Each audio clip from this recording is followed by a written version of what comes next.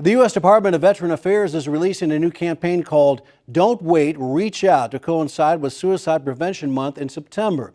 This week, I had a chance to speak with Dr. Lisa Kearney about a program designed to help the VA spread the word that help is available. Dr. Lisa Kearney, tell us what Don't Wait, Reach Out is and why you think it's going to help with a very significant problem of suicide among veterans. By going to the campaign's website, va.gov/reach, you can click on any concern you may have. I need to go back to school. I need to find a job. I'm having marital problems. I'm feeling depressed. And click on those buttons and identify resources and support both with the VA and out in the community, making reaching out a little bit easier. Doctor, we often think about the veterans returning from the combat zone and suffering from PTSD, but thoughts of suicide, these are happening more and more amongst active service members, aren't they? Veterans are at a higher risk for suicide than U.S. adults. And so we have to look at what are the unique ways that we can help prevent veteran suicide. And that's through early identification of challenges, and it's combining both a clinical intervention approach alongside community partners, like working with you to get messages out about how can you get to help. Let's say I'm a veteran and I have a problem. I have an issue I want to address. What do? I go to a website, I pick up a phone. How does that work?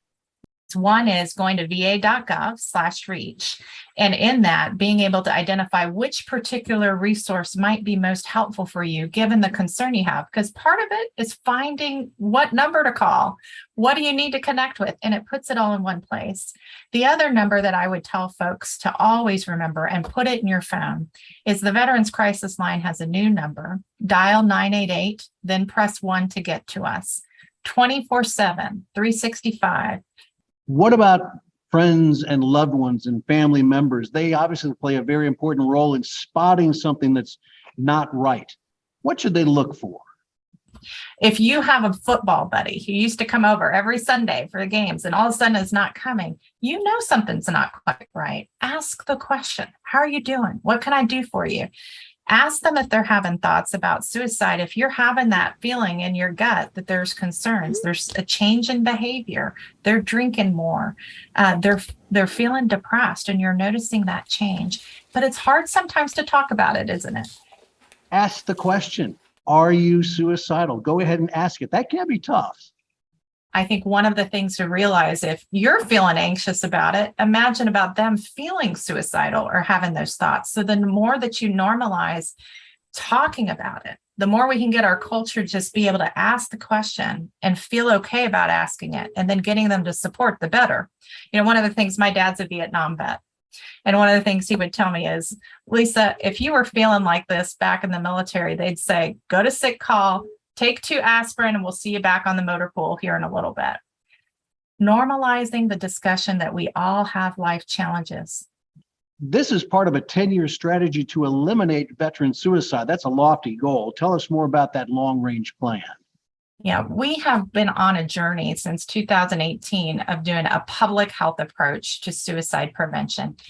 That combines both clinical interventions, like you may traditionally think about treatment for PTSD, post-traumatic stress disorder, treatment for depression.